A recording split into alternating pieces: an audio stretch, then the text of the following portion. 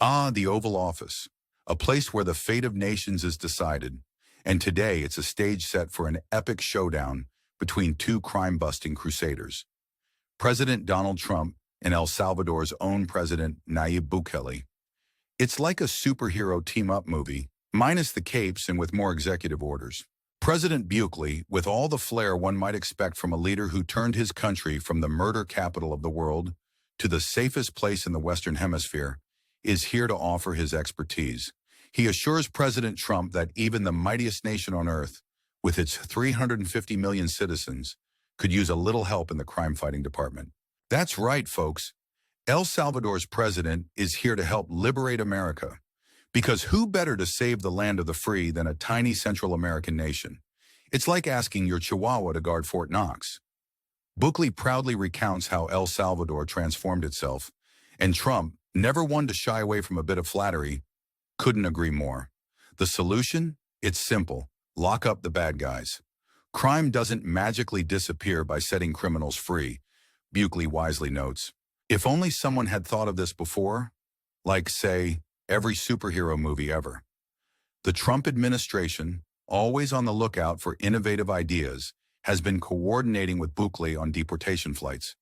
They're sending hundreds, including alleged gang members, to El Salvador's infamous Terrorism Confinement Center, or CECOT. It's a win-win, really. America gets rid of its bad apples, and El Salvador gets, well, a lot of new residents. President Trump, as always, takes the opportunity to critique the previous administration's policies. He lambasts the catch-and-release approach to immigration, likening it to an open-door policy for prisons. And honestly, who can blame him? After all, nothing says welcome to America quite like a one-way ticket to El Salvador. In a surprising twist, the conversation turns to the issue of men competing in women's sports. Trump and Bukele both agree that it's a travesty, with Trump remarking on the absurdity of it all. Bukele even gives a nod to women's rights, noting that his cabinet is full of women, not because of diversity quotas, mind you, but because they're just that good. Take that DEI initiatives. President Trump, not to be outdone, champions the women in his own administration. He name-drops Attorney General Pam Bondi, Homeland Security Secretary Kristi Noem, and White House Chief of Staff Susie Wiles, whom he dubs the most powerful woman in the world. Move over, Oprah. The dynamic duo of Trump and Bukele continues their discussion, with Noem thanking Bukele for his partnership. Trump's administration, she says, is sending a powerful message of consequences to criminals, rapists, murderers, and gang members. Because nothing deters crime quite like a stern warning from an American president. Trump takes a moment to reflect on the previous administration's immigration policies, claiming that people were pouring in from every corner of the globe, including prisons and mental institutions. But don't worry, folks, he's on the case. He's straightening it out, one deportation flight at a time.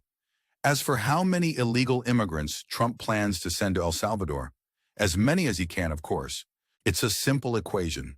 The more, the merrier. Or in this case, the fewer, the better. And just to keep things interesting, he's not ruling out exporting U.S. citizens who commit violent crimes. Because why not? Trump's commitment to securing the homeland is as unyielding as ever. I'm talking about really bad people, he assures us, and we can all sleep a little easier, knowing that America's bad apples might soon find themselves in the sunny climes of El Salvador. So, what do you think, dear viewers? Is this the crime-fighting strategy of the century, or just another chapter in the ongoing saga of American politics? We'd love to hear your thoughts in the comments below. And if you haven't already, don't forget to hit that subscribe button for more updates, humor, and a healthy dose of irony.